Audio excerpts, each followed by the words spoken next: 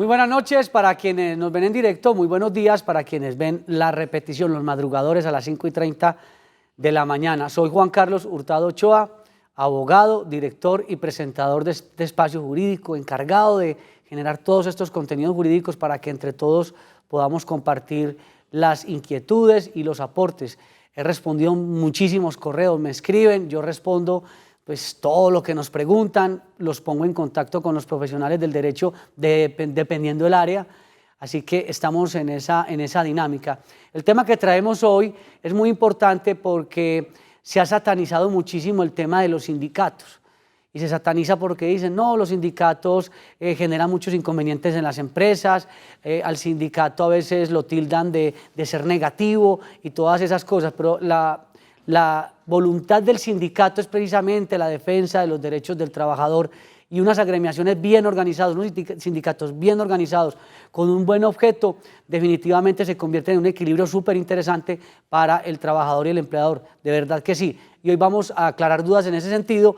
Pueden preguntar lo que deseen sobre el tema sindical y lo vamos a hacer con el doctor Sandro Sánchez Salazar.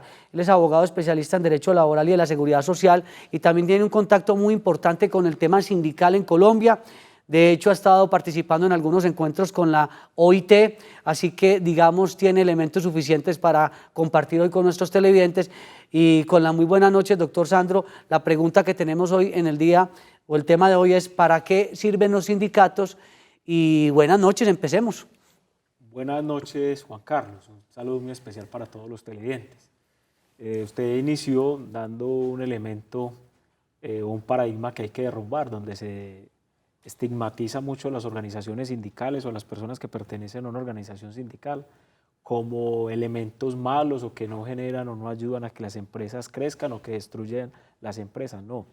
En un Estado democrático como es el colombiano, las instituciones sindicales son supremamente importantes y vitales para que esa misma democracia se dé.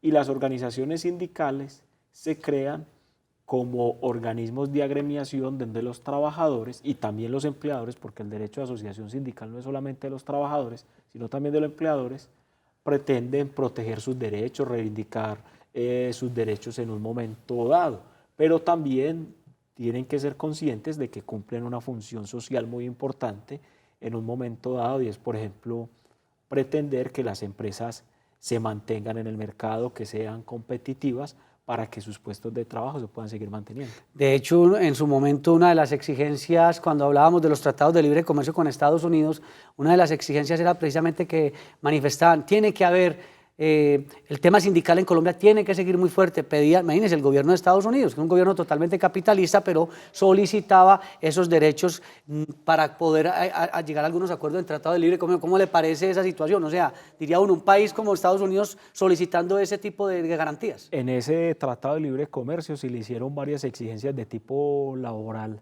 a Colombia, entre ellas fortalecer, por ejemplo, el Ministerio de Trabajo y también limitar en algo los pactos colectivos que se volvieron muy usuales en Colombia con el ánimo de incentivar, de limitar en cierta medida las fundaciones de organizaciones sindicales y la negociación colectiva, y eso se tamizó, por ejemplo, en nuestra legislación y también en nuestra legislación penal. Y también pedían que se pudiera lograr el tema de la protesta pacífica y esos elementos son necesarios en una democracia. Pero doctor Sandro, supongamos que en este momento hay unos televidentes que nos están viendo y estarán pensando, bueno, y entonces si uno quiere crear un sindicato, ¿cómo lo crea? Sin que vaya a reñir con la voluntad del empleador, porque hemos sabido de casos que cuando los empleadores notan que hay un conato de sindicato, empiezan a poner toda su fuerza para que eso no ocurra. Y usted se ríe porque sabe que es así. Y en muchos casos la gente que manifiesta que va a constituir una organización sindical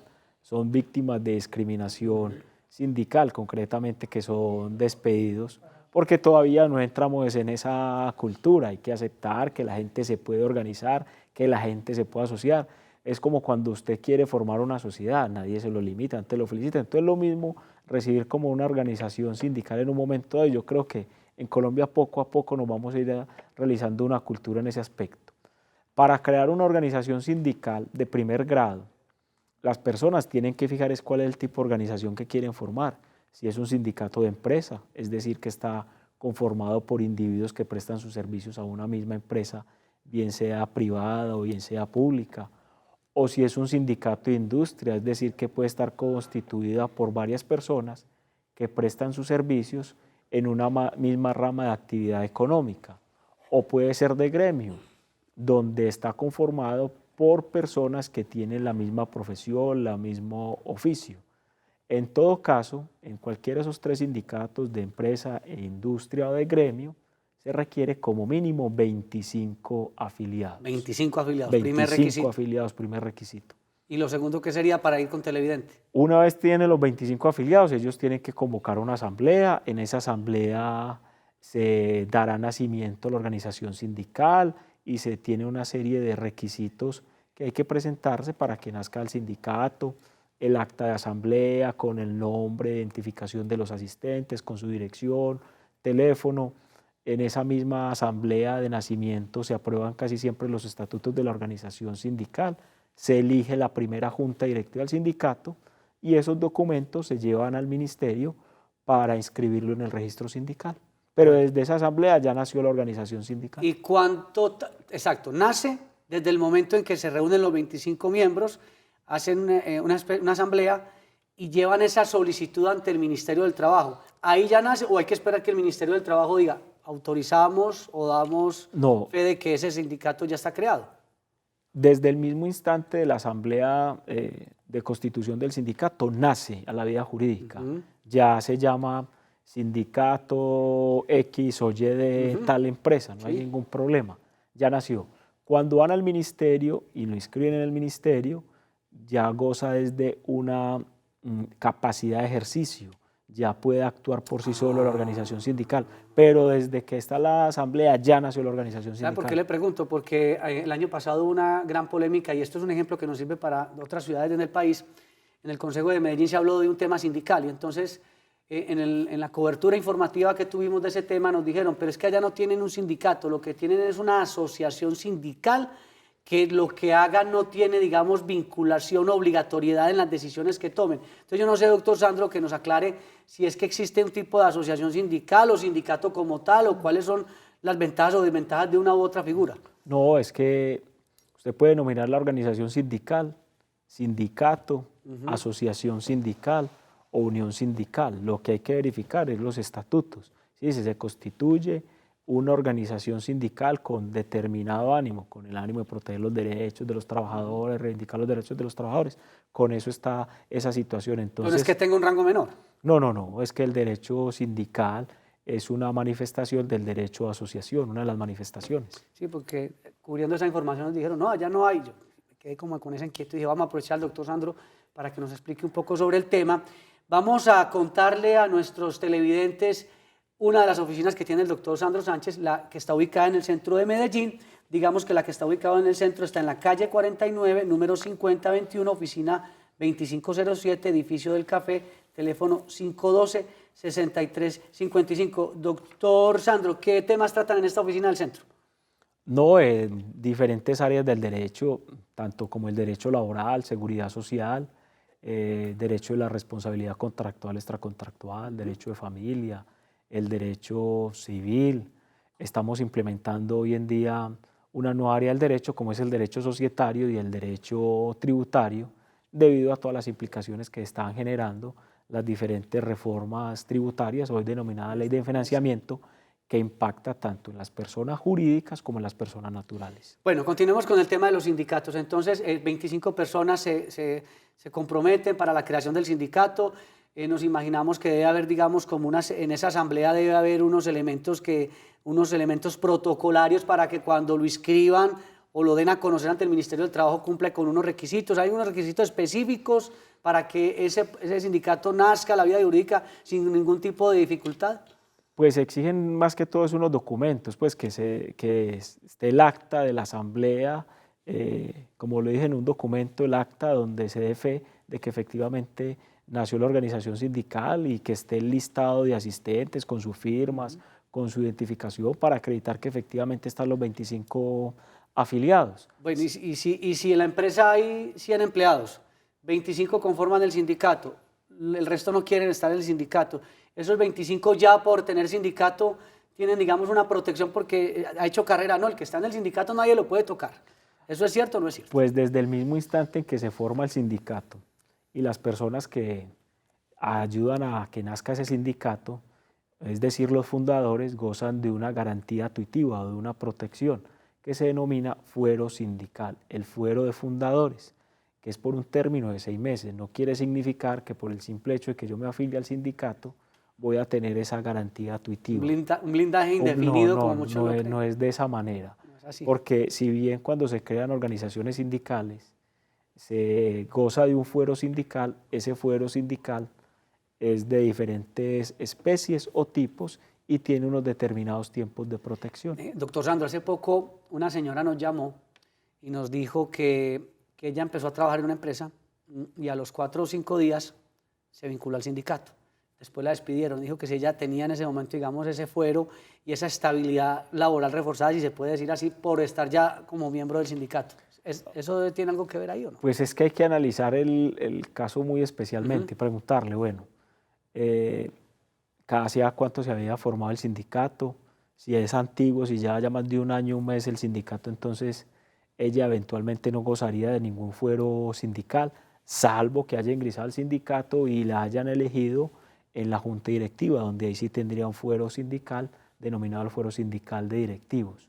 O el otro aspecto, pues porque genera muchas hipótesis, lo que me está generando es si el sindicato le presentó un pliego de peticiones al empleador, esa señora podría gozar eventualmente de un fuero circunstancial, pero por el simple hecho de que se afilia al sindicato no quiere significar que la persona por regla general obtiene una estabilidad en su puesto de trabajo. Bueno, ya tenemos, se había perdido la llamada con Viviana desde Armenia, vamos entonces con don Johnny en Anserma.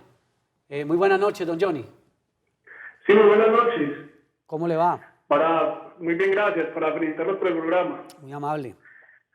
Sí, mira, hoy que están tocando este tema tan interesante sobre los sindicatos, yo tenía una pregunta y es sobre los contratos sindicales.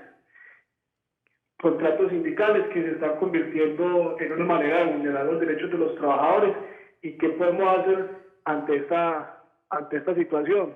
Claro. Bueno, muchas gracias, teniente. ¿Qué quiere decir eso, doctor Sandro, del contrato sindical? Los contratos sindicales es una figura que está regulada en nuestra legislación laboral, muy concretamente en la parte colectiva del Código Sustantivo del Trabajo. ¿Qué significa eso? Es que una organización sindical es contratada por un empleador para desarrollar un determinado servicio o una determinada obra o labor. Un ejemplo, usted tiene una empresa textilera y en la empresa textilera hay un sindicato de empresa, sindicato de la empresa textil Y. Correcto. La empresa llega y le dice al sindicato, venga, yo quiero celebrar un contrato sindical con ustedes, yo quiero que ustedes me colaboren en este trabajo, que me le coloquen el cierre a estas blue jeans, que son 50.000 blue jeans, lo puede contratar. Entonces el sindicato manda a sus afiliados a que realicen Pero es la misma empresa. esa labor, con la misma empresa del mismo sindicato. Y entonces, es una figura muy sui generis. Trabajo. Es una figura muy sui generis, sí. Muy raro, pues. Muy no, sui generis. Por regla curiosa, general, el sindicato va a mandar a los afiliados que no sean trabajadores directos de la empresa. Yo soy la empresa, usted es el sindicato, sí, pero usted trabaja conmigo porque yo soy un empleador. Usted no puede trabajar en el contrato sindical, sino que tiene que recurrir a otros afiliados que no estén prestando en un momento al servicio en la empresa. O que no estén vinculados al sindicato. No, necesariamente tienen que estar vinculados a la organización sindical. Es que ahí me perdí un poco. O sea, los miembros del sindicato pueden a su vez trabajar para la empresa y hacer otras actividades o contratarlos para otras actividades, ¿no? Me explico nuevamente. Está la empresa de textiles y usted el sindicato de industria de los textiles. Exactamente. Pero hay trabajadores que son afiliados del sindicato de la empresa y hay otros trabajadores que no trabajan en la empresa que son afiliados del sindicato, externos. Entonces, yo hablo con usted, bueno, yo necesito ese contrato sindical. Listo, lo realiza. ¿Y usted a quiénes vincula para que realice esa obra? A los otros afiliados que pertenecen al sindicato y que eventualmente no tienen trabajo. Me quedan dos inquietudes. ¿Por qué el televidente habla que se vulneran derechos fundamentales? Y si uno en un sindicato, como el que usted menciona, puede haber miembros que estén por fuera de la empresa. O sea, ¿Qué objeto tiene quien esté por fuera de la empresa en un sindicato? Es que mire, hoy en día está muy en boga el contrato sindical en determinados sectores de la economía. Por ejemplo, uno acude al sector de la salud, en el sector público, y están acudiendo a esa figura. Entonces eso tiene sus detractores y sus defensores. Quienes no están de acuerdo con el contrato sindical indican que se disminuye el poder de negociación colectiva de los empleados públicos, que también lo que se pretende es disfrazar verdaderas relaciones laborales.